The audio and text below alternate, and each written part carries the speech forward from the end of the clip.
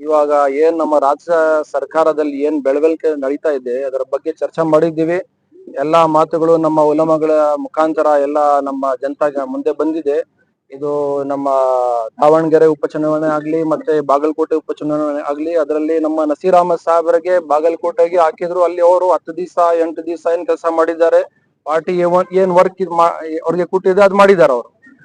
ಒಂದು ದಾವಣಗೆರೆ ಸೌದ್ಗೆ ಅವ್ರು ಹೋಗ್ಲಿಲ್ಲ. ಅದಕ್ಕೆ ಮುಂಚೆ ನಮ್ಮ ಮುಸ್ಲಿಂ ಮುಖಂಡರು ಮತ್ತೆ ಉಲಮಾ ನಮ್ಮ ಕಾಂಗ್ರೆಸ್ ಸರ್ಕಾರಕ್ಕೆ ಅವರು ಮುಖಂಡರಿಗೆ ಹೈಕಮಾಂಡ್ ಎಲ್ಲ ಒಂದು ಕೇಳಿದ್ದಾರೆ, ಅಲ್ಲಿ ಮುಸ್ಲಿಂ ಕ್ಯಾಂಡಿಡೇಟ್ ನೀಡಿ ಅಂತ. ಯಾಕಂದ್ರೆ ಅಲ್ಲಿ 80,000 ನಮ್ಮ ವೋಟರ್ಸ್ ಇದ್ದಾರೆ, ಮುಸ್ಲಿಂ ವೋಟರ್ಸ್. 30 ವರ್ಷ ಇಂದ ಮುಂಚೆ ಜಾಸ್ತಿ ವರ್ಷಗಳಿಂದ ಹಿಂದಿನ ದಿನಗಳಿಂದ ಇವರು ಕಾಂಗ್ರೆಸ್ಗೆ ಸಮರ್ಥನೆ ಮಾಡ್ಕೊಂಡ್ ಬರ್ತಾ ಇದ್ದಾರೆ, ವೋಟ್ ಕರೆಕ್ಟ್ ಆಗಿ ಆಗ್ತಾ ಇದ್ದಾರೆ. ಈ ವರ್ಷ ಈ ಸಲ ನಮ್ಮ ಶಂಕರಪ್ಪಾಜಿ ಇದು ಧ್ಯಾಂತ ಆದ್ಮೇಲೆ ಇವರು ಕೇಳಿದ್ರು ಅಲ್ಲಿ ಒಂದು ಮುಸ್ಲಿಂ ಕ್ಯಾಂಡಿಡೇಟ್ ನ ಕೊಡಿ ಅಂತ. ಅದಕ್ಕೆ ಹೈಕಮಾಂಡ್ ತೀರ್ಮಾನ ತಗೊಂಡಿಲ್ಲ. ಅಲ್ಲಿಂದ ವೋಟರ್ಸ್ ಏನಿದ್ದಾರೆ ಅವ್ರು ಸ್ವಲ್ಪ ನಾರಾಜ್ ಇದ್ದಾರೆ, ಅವ್ರಿಗೆ ಗೊಂದಲಿದೆ. ಅದರಿಂದ ಅವರು ಸ್ವಲ್ಪ ಬೇರೆ ಮಾತುಗಳನ್ನ ಹೇಳ್ತಾ ಇದ್ರು, ನಾವು ಕಾಂಗ್ರೆಸ್ಗೆ ಈ ಸಲ ವೋಟ್ ಹಾಕಲ್ಲ, ಇದ್ ಮಾಡಲ್ಲ ಅದ್ ಮಾಡಲ್ಲ ಅಂತ. ಈ ಸಂದರ್ಭದಲ್ಲಿ ನಮ್ಮ ಅನೇಕ ಮುಸ್ಲಿಂ ಮುಖಂಡರು ಅಲ್ಲಿ ಹೋಗಿ ಕ್ಯಾಂಪೇನ್ ಕೂಡ ಮಾಡಿದ್ದಾರೆ. ಮೇಜರ್ ಜಮೀರ್ ಅಹಮದ್ ಕೂಡ ಹೋಗಿದ್ದಾರೆ, ಮತ್ತೆ ಬೇರೆ ಸಲೀಂ ಅಹಮದ್ ಇರ್ಲಿ, ಬೇರೆ ಇರ್ಲಿ, ಅವರೆಲ್ಲ ಹೋಗಿದ್ದಾರೆ. ಅವ್ರಿಗೇನ್ ಅವ್ರ ಪಾರ್ಟಿ ಏನ್ ಕೆಲಸ ಕೊಟ್ಟಿದ್ದಾರೆ ಎಲ್ಲ ಮಾಡಿದ್ದಾರೆ. ಈ ಸಂದರ್ಭದಲ್ಲಿ ನಮ್ಮ ಮುಖಂಡರಿಗೆ ಇವಾಗ ಕೆಲಸ ಇರೋದು ಅಲ್ಲಿ ಏನು ವೋಟರ್ಸ್ ಯಾವ ತರ ಕಾಂಗ್ರೆಸ್ಗೆ ಪಕ್ಷಕ್ಕೆ ವೋಟ್ ಹಾಕೋದು ಏನ್ ಮಾಡೋದು ಅದನ್ನ ಬಿಟ್ಬಿಟ್ಟು ಏನ್ ಮುಸ್ಲಿಂ ಮುಖಂಡರ ಇದೆ ಅವ್ರ ಮೇಲೆನೆ ಮತ್ತೆ ಆಕ್ಷನ್ ತಗೊಂತಾ ಇದ್ರೆ ಅದರಿಂದ ನಮ್ಮ ರಾಜ್ಯದ ಮುಸ್ಲಿಂ ಜನಾಂಗ ಸಮಾಜ ಇದೆ ಸ್ವಲ್ಪ ಬೇಜಾರಾಗ್ತಾ ಇದೆ.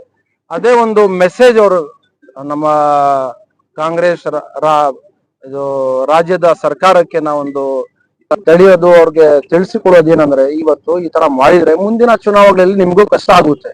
ಅವ್ರ ಒಂದು ಸೀಟ್ ಕೇಳಿದ್ದಾರೆ, ಕಾಂಗ್ರೆಸ್ಗೆ ಬೆನಿಫಿಟ್ ಆಗ್ಲಿ ಅಂತ ಒಂದು ಸೀಟ್ ಕೇಳಿರೋದು. 80,000 ಮುಸ್ಲಿಂ ವೋಟ್ಸ್ ಇದೆ, ಅಲ್ಲಿ ಒಂದು ಮುಸ್ಲಿಂ ಕ್ಯಾಂಡಿಡೇಟ್ ಬಂದ್ರೆ ಮತ್ತೆ ಬರೋ ಚುನಾವಣೆಯಲ್ಲಿ ಮುಸ್ಲಿಮ್ಸ್ ಓಟು ಮತ್ತೆ ಕಾಂಗ್ರೆಸ್ಗೆ ಬರುತ್ತೆ ಅಂತ ಅವ್ರು ಕೇಳಿದ್ದಾರೆ.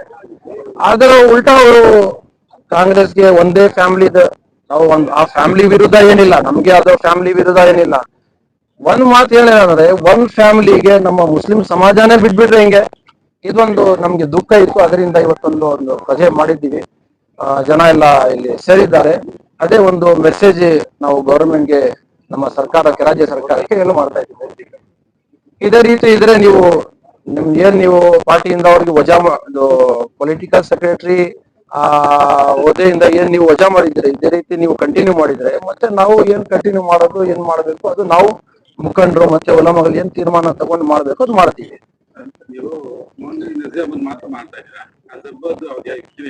ಇಲ್ಲ, ನಜೀರ್ ಅಹಮದ್ ಒಬ್ರೆ ಅಂತಿಲ್ಲ, ಅಬ್ದುಲ್ ಜಬ್ಬಾರ್ ಅವರು ಅಷ್ಟೇ, ನಮ್ಮ ನಾಯಕರಾದ ಜಮೀರ್ ಅಹಮದ್ ಅವರು ಅಷ್ಟೇ.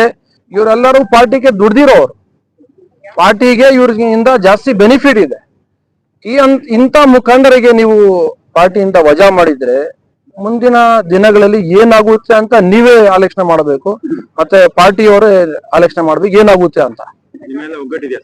ನಾವು ಒಗ್ಗಟ್ಟಿರೋದಕ್ಕೆ ಇಲ್ಲಿ ಎಲ್ಲರೂ ಸೇರಿದ್ರು. ಇದಕ್ಕೆಲ್ಲ ಕಾರಣ ಆಗಿದ್ದೆ ನಿಮ್ಮ ಶಿವಾಜಿನಗರ MLA ಮತ್ತೆ ಸಲೀಂ ಹೈಕಮಾಂಡ್ ದೂರು ಕೊಟ್ಟಿದ್ದು. ಇಲ್ಲ, ನೀವ್ ಹೇಳ್ತಾ ಇದ್ರಿ ಸಲೀಂ ಅಹಮದ್ ಮತ್ತೆ ಯಾರೋ ರಿಜ್ವಾನ್ ಅರ್ಷಾದ್ ಅವರು ಅವ್ರಿಗೆ ದೂರನ್ನ ಕೊಟ್ಟಿದಾರ ಅಂತ ನೀವ್ ಹೇಳ್ತಾ ಇದ್ದೀರಿ. ನೋಡಿ, ಇವರೆಲ್ಲ ಜೊತೆಯಲ್ಲಿ ಇರೋದು, ಇವ್ರ ಏನು ಗೊಂದಲೇ ಇಲ್ಲ ಇವ್ರ ಮಧ್ಯದಲ್ಲಿ. ಆವಾಗ ಹೈಕಮಾಂಡ್ ಏನ್ ಕೇಳಿದ್ವಿ ಅವ್ರಿಗೆ ಏನೋ ಆ ಪ್ರಶ್ನೆಗೆ ಏನ್ ಉತ್ತರ ಕೊಟ್ಟಿದ್ದಾರೆ, ನಾವು ಅದರ ನಮ್ಮ ಮುಂದೆ ಏನ್ ಬರಲಿಲ್ಲ ಅದು.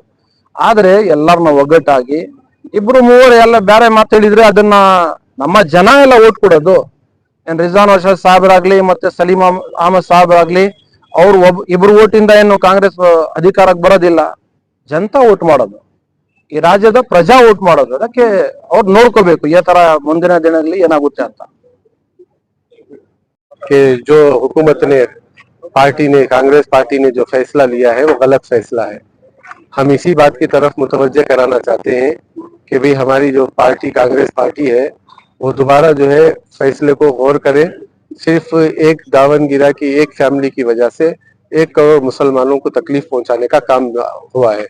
इसलिए आपको बुलाकर यही पैगाम देना चाहते हैं कि भाई हमारा जो पैगाम ये है कि हमारे जो यानी जो हुकूक थे, हमारा जो हक था जिसको हमें बड़ी कुर्बानियों के साथ और वोटिंग करके जो है हासिल किया था, उस हक से जो मुस्तरद किया गया है और उनको मुअत्तल किया गया है दोबारा वापस लेकर आने की कोशिश करें, क्योंकि एक बई इलेक्शन के लिए इतना बड़ा फैसला बड़ा गलत है। एक बई इलेक्शन था ये, तो बई इलेक्शन के लिए इतना बड़ा फैसला करना और सिर्फ ना जाने की वजह से ये बड़ी बड़ी बड़ी बहुत ही खतरे की बात है।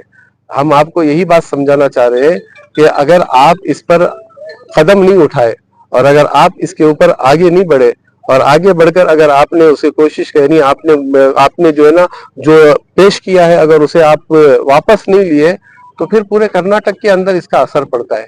मैसूर से लेकर बीदर से लेकर बागलकोट बेलगाम से लेकर और जितना भी बेंगलुरु का इलाका है और जितना भी कोलार जिला है और चिकबल्लापुर जिला है उस पर इसका बहुत बड़ा असर पड़ता है। और वो असर ना पड़े बाकी यानी वो पार्टी बाकी रहे, इसलिए हमारी यही दरखास्त है कि भाई आप जो है ना ये जो साजिश रची गई है और इस तरीके से उन्होंने जो ये हरकत की है ये बड़ी गलत काम किया है उन्होंने। हम दोबारा ये बात कहते हैं कि फौरन जो है यानी हाई कमांड से आप दरखास्त पेश करके हालात बिगड़ेंगे और फिर एतिमाद पार्टी का खत्म हो जाएगा। बहुत जमाने से मुसलमान एतिमाद के साथ पार्टी पर भरोसा करते हुए वोट देते हुए आ रहे हैं और इस मरतबा पूरे तरीके से वोट दिया है। अगर दोबारा इस तरीके से फिर दोबारा अगर आप इसके अंदर कोशिश नहीं करेंगे तो फिर खतरा है कि आगे जो है कि हम लोग सोचेंगे और फिर आगे जो है हम लोग आगे कांग्रेस के लिए बढ़ना है या नहीं बढ़ना है और फिर हो सके तो हम दूसरा भी फैसला ले सकते हैं। इसलिए हम दरखास्त करते हैं कि फौरन जो है सिद्धरामैया जी से और फिर डीके शिव कुमार से कि भाई आप फौरन जो है इसके एतबार से आप फैसला दोबारा जो है सोचे, हाई कमांड तक पहुंचकर जो है इसका मुतालबा करें कि जो गलती हुई है उसे दुरुस्त कर ले। बस यही हमारा पैगाम।